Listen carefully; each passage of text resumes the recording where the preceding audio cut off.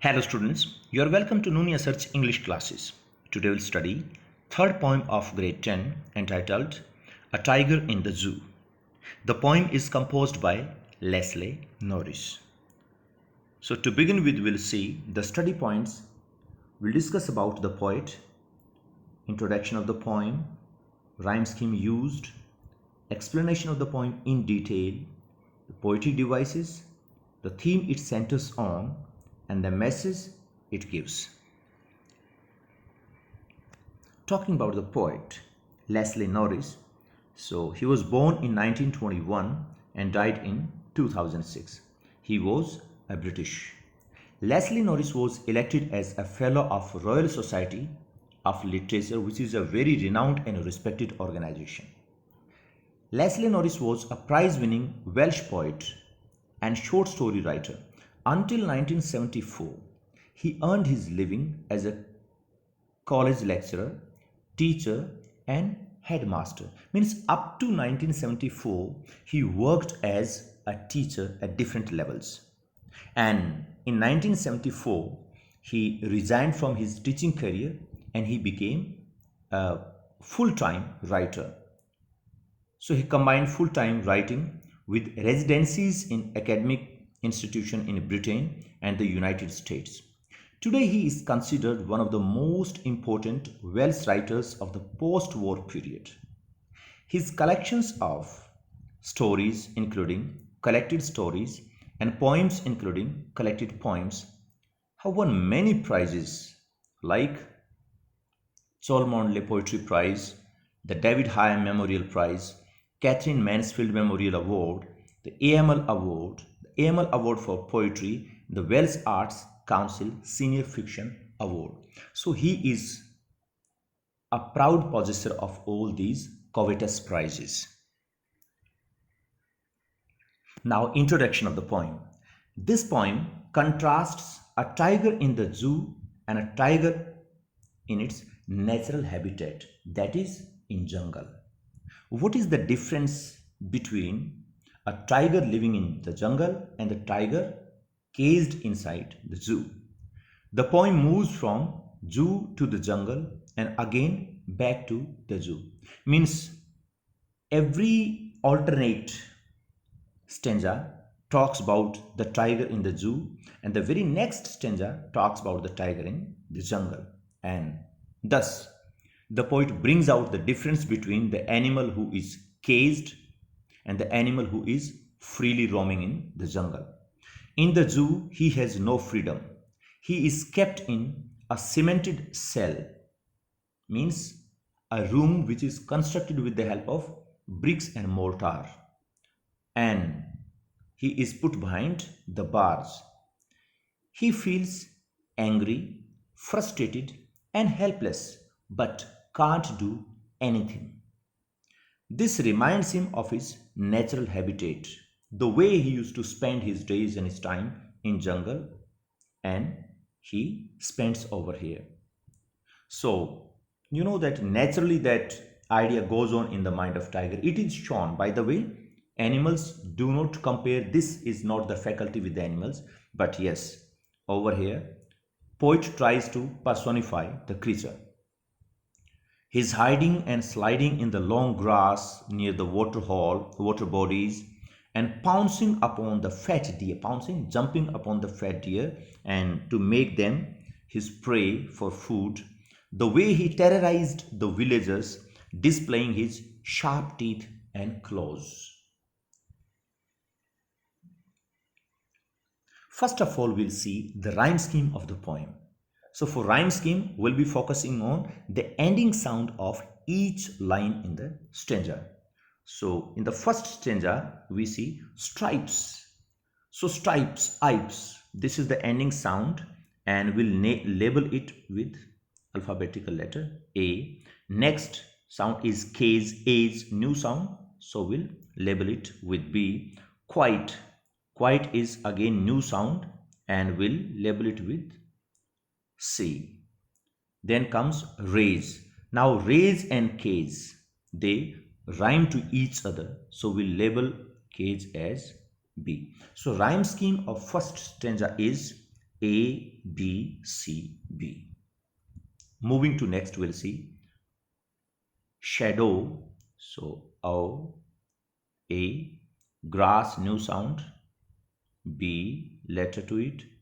Then hall, again new sound, hall and C. Then we'll see pass. Pass rhymes with grass. So B. Over here we see A, B, C, B. So in first and second stanzas, the rhyme scheme is consistent. Now let's move to the next one. He should be snarling around houses. Is. So let's label it with A. Next one is adds, new sound, next alphabetical letter.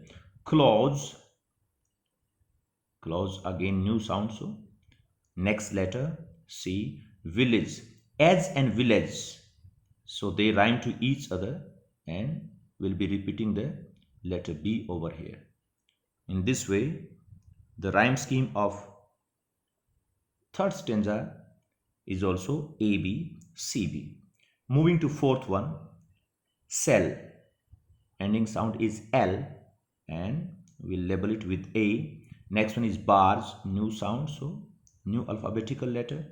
Case, new sound, new alphabetical letter. Then visitors, bars and visitors, us, bars, us sound comes out from both the words visitor and bars. They end in the same sound, they rhyme to each other, thus it is B.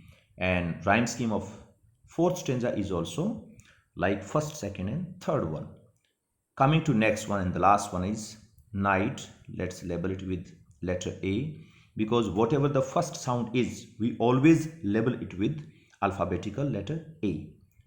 Then moving to next, cars, this is new sound, so B. Eyes, again new sound, so letter C. And stars, cars and stars, they rhyme to each other, so again we'll be repeating letter B. So rhyme scheme of fifth stanza is also A, B, C, B. In this way, we find that the whole poem rhymes like A, B, C, B. So this is the rhyme scheme of the whole poem. Now moving to next is our explanation part. Let's see the meaning of the stanzas. He stalks in his vivid stripes. We can see in the pictures the tiger, stripes, vivid stripes. Stripes are very contrasting in color, and they come out very clearly because of contrast. What is the contrast in? Contrast in yellow and black. So Leslie Norris says that the stripes of the tiger are very vivid, they are very clear. And he moves on. He is moving. You can see in the picture, tiger is strolling, it's moving to and fro. The few steps of his cage, because he is caged, so the movements are limited. Unlike jungle, he can't have long walks. He has to move within the limited space provided to him in the cage. On pads of velvet, you can see the paw. The paws of tiger are padded. They are very soft. They are very velvety, very soft, and that's why quite when he moves, he doesn't make any sound because of the padded paws. His feet are very padded, very soft, and when he moves and walks, then makes no sound.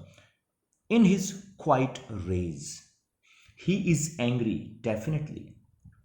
Because of being caged in the zoo, he is very much angry, because tigers, wild cats are angry and ferocious by nature. So obviously he is angry, but can't do anything. That's why he is silent, neither growling nor doing anything, which shows his anger.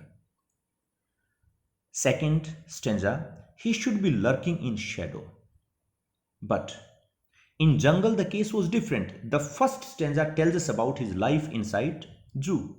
But in second stanza, we are told about how he used to live in the jungle. So, lurking in shadow, sliding through long grass. In picture you can see the tigers and the wildcats, they hide themselves in the long grass and they wait for the prey, means the animals like bisons, deer, and other animals who try to come to drink water near the water bodies and water holes. So they lurk through them, they hide themselves and move very slowly without making any noise so that suddenly they can jump on the animals and catch them, eat them up. Sliding through the long grass, moving very carefully through the grass near the water holes, and where they make all these movements, where they hide themselves near the water bodies, water holes, because we know all the animals visit the water holes to drink water, where plump deer pass. Plump deer, fat, the place where fat deer come to drink water, and the tiger jumps on them, kills them, eats them up. This is how he used to live in jungle, but in zoo the things are just contrasting, just different. He should be snarling around houses. Again, we are told about his life in the jungle. He continues talking about his jungle life. He should be snarling around. Snarling means showing teeth and frightening people. You can see over here. When the tiger and the wildcats, they growl, their teeth, they come out, they become visible. So when he was in jungle, he used to snarl. He used to growl at the people at the jungle's edge, baring his white fangs, the long teeth. Over here you can see the long teeth shown in the picture are fangs. These teeth you can see. Baring means showing his white fangs, his claws terrorizing the people. When he was in jungle, he used to visit the human settlements just at the border of jungle. Over there, the tiger used to growl, show his fangs, his claws to the people, and thus frighten them, terrorize them. Over here, you can see in the second picture when the villagers are running and the tiger is chasing them. But in zoo, all these things are not possible. So how is he living over here? But he is locked in a concrete cell. In the zoo, he is put inside a strong room. His strength behind bars. You can see he is inside the cage. Though he is very powerful, but when he is caged behind bars, those strong iron bars. His strength becomes useless, futile, can't do anything. His strength doesn't work in front of the strength of the iron bars, stalking the length of his cage. And you can see in the second picture, he is moving. Stalking, he is moving. But his movements are limited now because he can move to and fro up to the length of cage only. Ignoring visitors. When he was in jungle, he used to terrorize and frighten the villagers, the people. But now when the villagers come, he has to move away. He has to ignore. By the way, naturally, tiger is ferocious, but he is inside the cage and can't do anything. So when visitors come, whether they, tease the tiger or they have a look at him, he doesn't do anything. Rather, he ignores them and moves away. So now, poet says that he has become helpless. In the last stanza, we are told that he hears the last voice at night. Throughout the day, this is the routine. From morning, that during the whole zoo hours, 5, 6, or 7, 8 hours, the people keep visiting zoo. The young children as well as the mature ones, they keep looking at the tiger. They keep doing some nonsense activities, pranks, and all that. and tiger has to tolerate each and everything patiently because he can't do anything. That's why he thinks it better to ignore them. Once that zoo hours are over, so zoo authorities, they take a final inspection round. They come on patrolling. You can see over here the vehicle, patrolling vehicle. The complete team of zoo authorities and attendants, they come to inspect about the situation. So here's the last voice at night, the patrolling cars. They come. Now he is sure that after this round, he won't be troubled and disturbed by anyone because this is time for sleeping, rest. He stares at his brilliant eyes. You can see at the brilliant stars. At night, when he comes out into the open compound of his cage, he looks at the sky and his eyes get locked with the brilliance of the stars. His eyes also are bright and he looks at the bright star. Somewhere the poet wants to bring out an idea that he's having a hope that one day he'll be getting freedom. Sky is the symbol of freedom, and brightness in the eyes and brightness of the stars symbolizes hope for future. So he looks at the starry sky and hopes for freedom in future. This is how the thing that idea has been brought out, how we can correlate the situation. Now we'll talk about the poetic devices used over here. First is alliteration. In alliteration, we know the repetition of the first consonantal sound of the words in one line. So can we find over here? He stalks in his vivid stripes. So stalks begin with say sound and stripes also begins with say sound. So alliteration happens over here. The few steps of his gaze on pads of velvet quiet, his quiet rays. He should be lurking in shadow. Should and shadow. Again they create alliteration.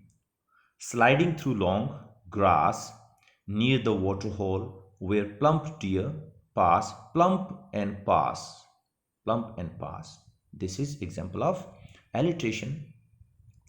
Next one is he should be snarling around houses at the jungle's edge, baring his white fangs, his claws, terrorizing the villages. No alliteration in this stanza. But he is locked in a concrete cell, his strength behind bars, behind and bars. Both these words begin with sound bass, so alliteration gets created over here. Stalking the length of his cage and ignoring visitors. He hears the last voice at night. He and hear both begin with ha sound, so alliteration is there. The patrolling cars and stares at his brilliant, with his brilliant eyes at the brilliant stars. So in last stanza, other than he hears, there is no alliteration. Now we'll talk about metaphor. And metaphor, we know this is the poetic devices which is based on the comparison, where two different and dissimilar things are compared without the words like and as. So that is metaphor. And over here we'll find the example of metaphor, that is, see the first stanza, the few steps of his gaze on pads of velvet quiet. What do you mean by pads over here? Pads. The word pads refers to the soft paws of the tiger. So this is the comparison between the velvet pads as well as the soft feet of the tiger. So metaphor happens over there. This is on pads of velvet quiet. So pads of velvet. This phrase brings out metaphor. Next one is oxymoron. Oxymoron is the placement of opposite words together. Juxtaposition of two just contrasting words. When two antonyms, you can say, or just opposite words are put together, that creates oxymoron. And over here we see the first stanza itself. quiet rage. If you are quiet, you can't be in a rage. Rage means angry. And when you are angry, you can't remain quiet. So, quiet rage is the example of oxymoron over here. Personification, yes, throughout the poem, tiger is personified. Imagery, the poem is full of images. When we are told that he stalks in his vivid stripes, you can, whatever the things you can visualize, when you just go through all these stanzas and whatever you can visualize, everything is the part of imagery. Like when we are told that he looks at the bright stars at night, this is also imagery. He should be lurking in shadow. Lurking in shadow, we can visualize how there is a long grass and through it a tiger passes very slightly without making any noise in an attempt to catch a deer. So this is again visualization. We can visualize it and it's a subject of imagery only. Near the waterhole where plump deer pass. Plump deer, again example of imagery. We can visualize how the fat deer look like. Should be snarling around houses. This also we can visualize. Means all the stanzas are full of imagery. All these examples, how he growls, then he shows his white and long teeth. He chases the villagers and they get frightened. We can even listen to, visualize and listen to the cries of the villagers when they are afraid and they are being chased by the tiger. Locked in concrete cell is strength behind bars. We can visualize the bars and the tiger sitting behind those bars, stalking length of his cage, ignoring visitors, how he behaves when visitors, you can say that do some mischief or when they just try to tease the tiger. So everything we can visualize. Patrolling cars, their horns, voices of people, and stares with the brilliant eyes at the brilliant stars. All this. So the whole poem is full of imagery. Such a vivid imagination has been used by the poet.